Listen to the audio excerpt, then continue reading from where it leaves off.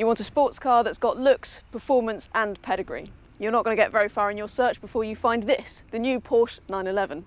Now, Porsche geeks are going to know that this is the 991 911. It looks very similar to the previous generation, but it is actually a completely new car from chassis to engines. So the question is, can it uphold its reputation as the everyday sports car? Yes, it certainly can. The 911 is completely sublime to drive, whether it's a coupe or a cabriolet, and even if it's in the lower powered of the two available 6-cylinder engines. The 911 does have something of a reputation for really edgy on the limit behaviour because of its rear engine layout. Actually, it's really an intimidating thing to drive in normal driving. 99% of the time you will just enjoy the really meaty, quick steering response, really grippy chassis, and that amazing engine which will rev to well over 7,000 RPM. It's just a complete joy. If you are worried about all-weather performance and very accessible handling, then Porsche also does four-wheel drive in all the 911 models.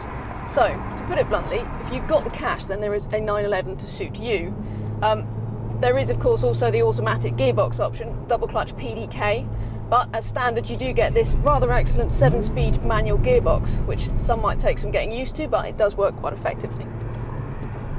Ride quality is as you'd expect. For a car that needs to be used every day, it's really good. It is very firm, particularly in the Cabriolet, which thumps quite a bit more over sort of sharp intrusions in the road surface. But body control is really excellent, very taut, and it is still a really comfortable car to use on a daily basis.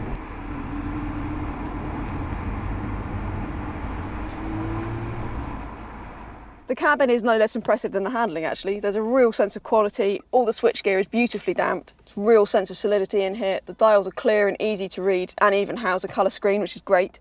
Loads of room for the driver, even tall people, with plenty of adjustment. Standard equipment is pretty good. You get the 7-inch colour touchscreen, you get the leather seats, you get aircon, you get USB input. What you don't get is Bluetooth, which seems pretty stingy on a sports car like this.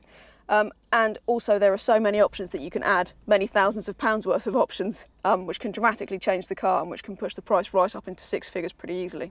What is worth remembering is that the 911 obviously is a 2+2, but these rear seats, you won't be able to get adults in them, and even children are going to find them uncomfortable.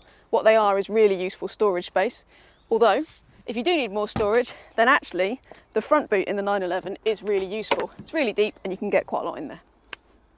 The Porsche 911 starts at well over 70 grand, so it's not cheap and it does look expensive next to some of its rivals.